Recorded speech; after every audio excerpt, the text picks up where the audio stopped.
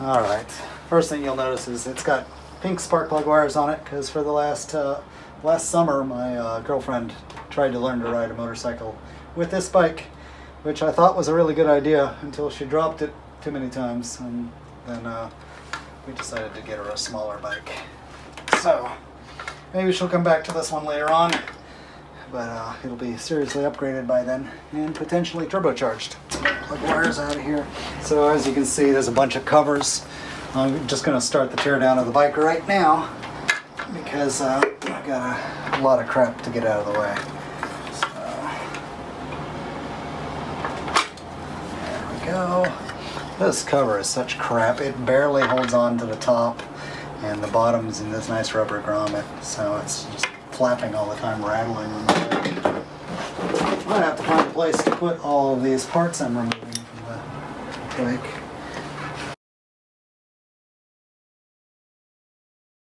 I start with the windshield, then the sissy bar goes, and next the seat.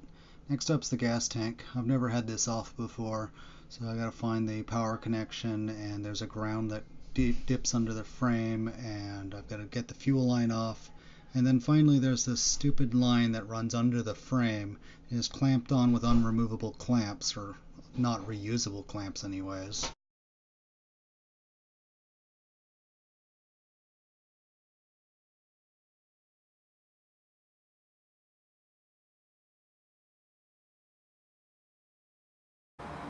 Alright, so I just learned something about the gas tank. Let me show you. Learned this the hard way. So, this hose connects the two halves of the tanks and it runs under the frame. So I went and managed to get it off. It took me forever to get the freaking clamp off, but you know, you cannot remove the gas tank without taking this hose off. So I did. Gas tank's full. All the fuel started coming out. I tried plugging, you know, I see it coming out of the hard line on the tank, so I plugged that and it's still coming out. And look, it's coming out of the hose too, so I gotta plug them both. Finally I realized, no, I gotta get the tank off the bike, so I just let it flow and yanked it off as fast as I could. Damn, that was annoying. I got gasoline all over everything, especially myself. I already went inside and washed my hands. The gas tank reeks now. That is an unfortunate design. Geez.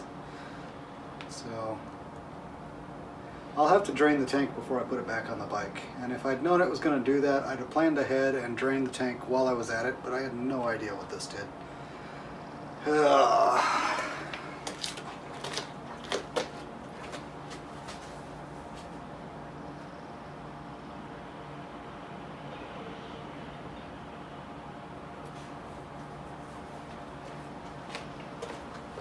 I'll go back to the time lapse while I continue to tear down the bike.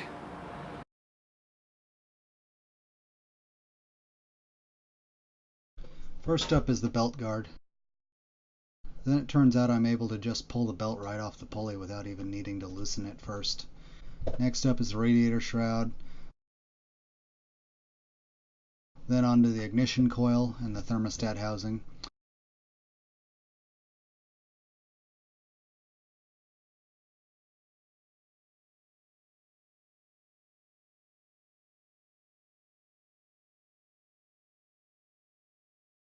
I look into removing the shifter, but realize it's part of the Jiffy stand, so I settle for just removing the linkage.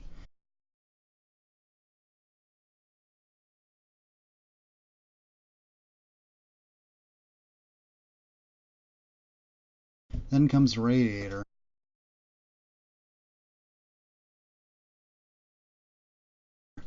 And finally, I deal with the engine ground wire a little bit. Alright, I got this side, a lot of it removed. I got the radiator loose. I haven't drained the cooling system yet. I haven't removed the shifter because the shifter or foot peg and Jiffy stand are all one piece. So I need to put the bike in a stand before I can do that. I don't have a stand, so I'll have to buy one.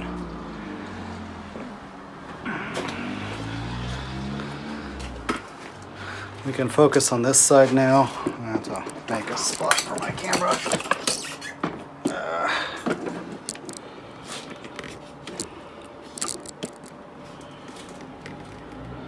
There we go. So on this side we're going to be concentrating on removing the exhaust and all sorts of things.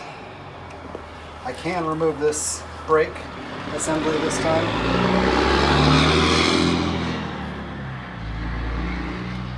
So I think I will do that pretty quickly here. I'm going to disconnect the brake rod. It's got a quick disconnect in the middle, which will be convenient. I'll probably end up removing the master cylinder anyways, but the exhaust has got to come out of the way first.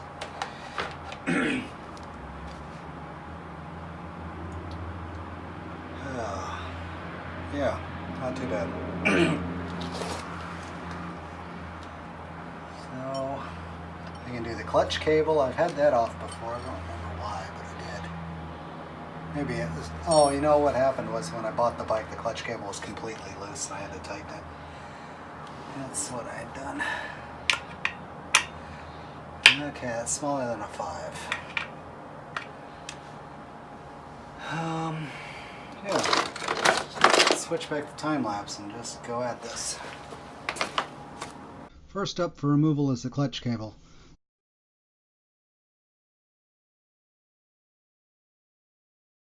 Then I move on to the exhaust heat shields.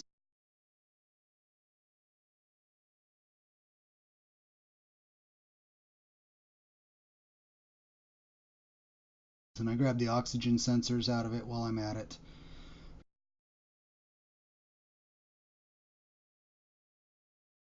Now I'm on the other side of the bike. Over there I am draining the radiator into a clean drain pan. This small system drains nearly instantly, and I'm now able to remove the radiator. I have my assistant hold the bike for me while I remove the shift linkage from the engine. Now that the radiator is out of the way, I've got great access to the exhaust flanges on the heads. So I remove those. Now I can just unbolt the muffler and pull the whole exhaust system off the bike. Next up is the rear brake lever and the rear master cylinder, which bolts to the bracket that held the muffler.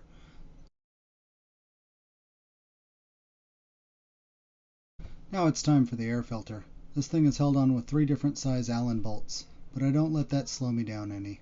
Once I have access to the throttle body, I'm able to undo the throttle cables, which turned out to be a lot more work than I expected.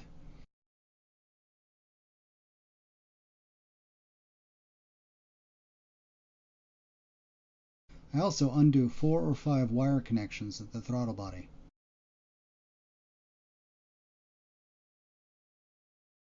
Then I go around the engine unhooking electrical connectors and dislodging the wire harness from around the engine.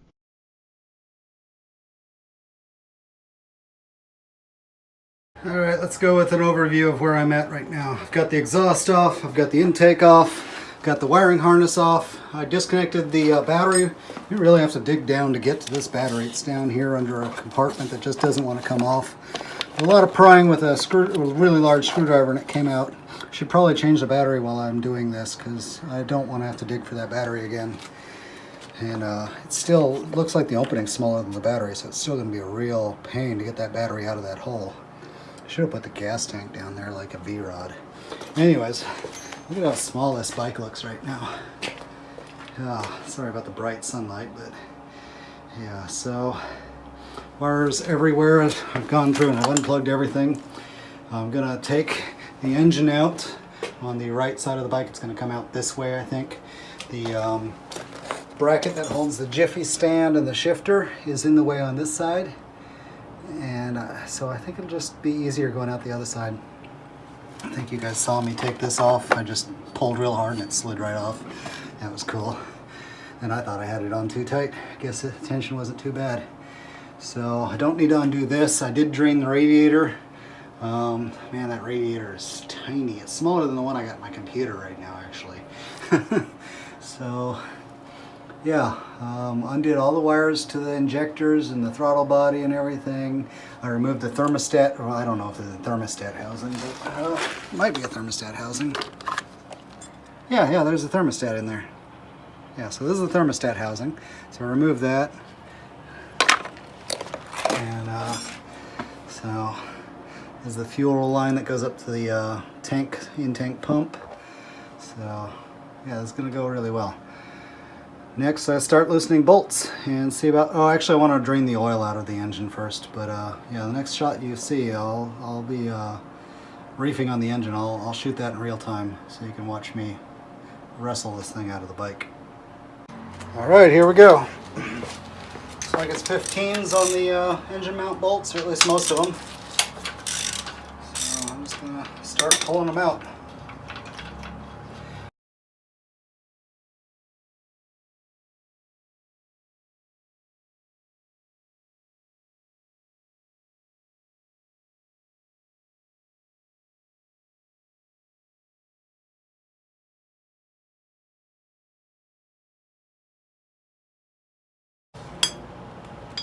Alright, the motor is ready to come out.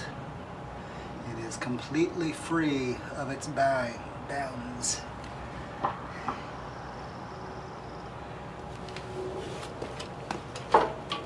So that, oh yeah, I could almost do this myself, but I'm going to get my girlfriend's son to come out and assist me.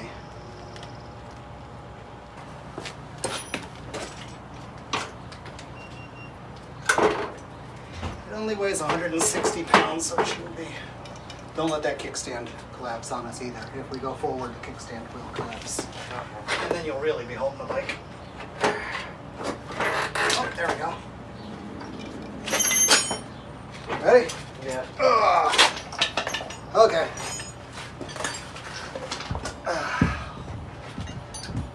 Touchdown. Oh, hey, I never put the drain plug back. I should go ahead and do that now. Yeah. Okay, come on over and help grab it. Come in. Just grab it under the cylinders. Ready? Just set it out here. Cool.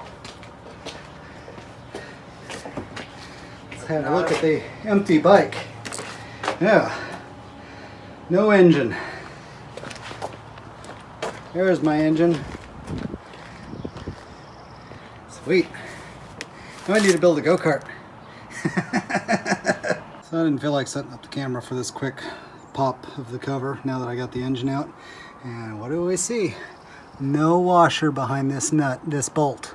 So yeah, that washer, I must have grabbed it from something else and stuck it in there. And that's why the engine wouldn't turn every time I put the damn cover on. I went through a whole bunch of work and I went and bought an extra tool. It's interesting, I've only got metal shavings at the bottom on this. Huh. Oh well, it's really fills me with confidence, knowing that that's not gonna just cause me problems. So yeah, now I'm gonna pop this cover back on. Broke the gasket, but I don't need it to seal properly anymore. I'm gonna get this hose off. Don't think I got that with the other engine. It's been a long time. I may have it in my pile of parts. And then I gotta get the throttle body off. So I'll set you back up while I try to figure out how to do that.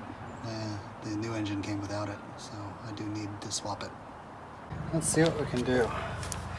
I think what they did was they loosened these rubber grommets and they were able to just pull the manifold out. So let's try that. It looks like they're very small, maybe a 3mm. Yep, 3mm. Okay. Break them loose first. There we go.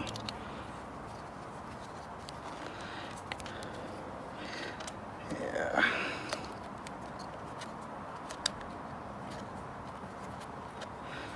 I'll loosen them up quite a bit so they don't hold me up at all.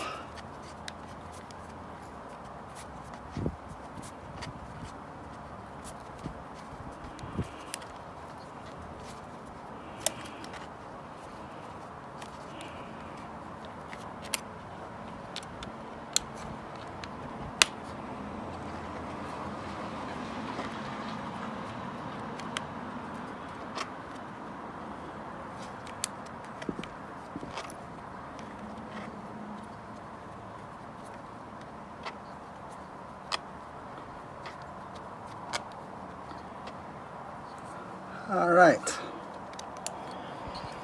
Now I should just be able to, yep. Wow, that was easier than I expected actually. They're just barely in there. I expected them to Yeah, so that's quite nice. Now you're gonna stick it on the new engine just as easily. I need to see about putting these hoses on first and make sure that hose is in place.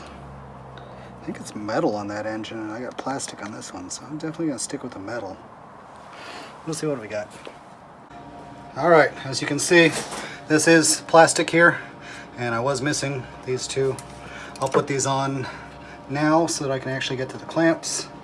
I was almost going to put them on second, but no, I wouldn't be able to reach these stupid spring-loaded clamps. I'm going to have to buy a box of worm drive clamps. I think I'll see if I can get them at Harbor Freight or something, save myself $1 or $2. All right, and then they're just going to lock back into where they were.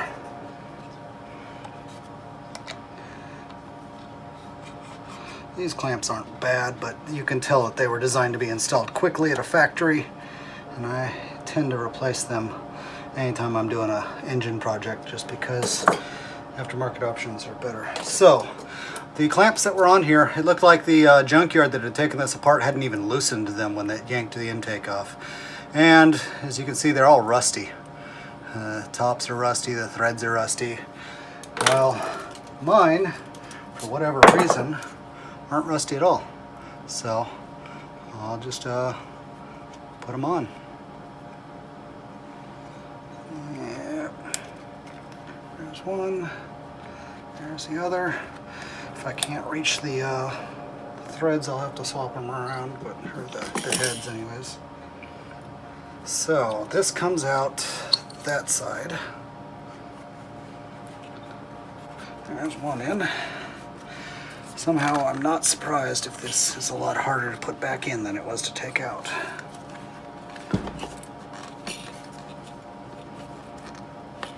Okay, yep, it wasn't too bad at all actually. All right, so clamp it back together. I've actually got a 3mm T-drive around here somewhere with a nice long shank on it.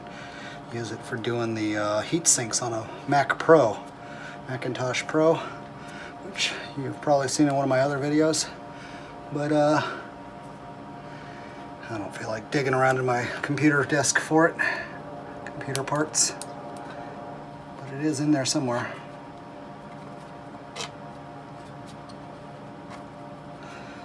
I'll give this a quick look over before I call it good, but I think we're going to be sealed now.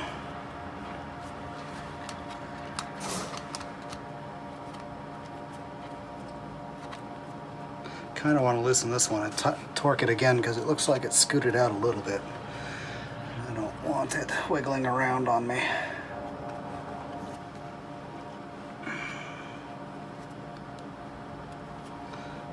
Alright, that one's tight.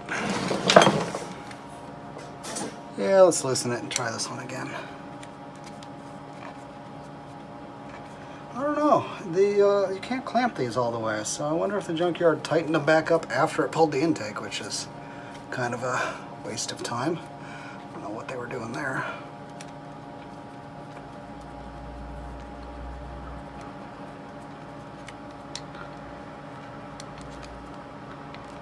Alright, snug this up some more. There we go. Ah, good and snug. Now, just get it back in the bike, which I'm not going to do today. I worked this morning at work, and my vacation started today, so I'm going to have a whole week to play with this thing in my free time, including this weekend coming up. So I will do that then. Thanks for tagging along.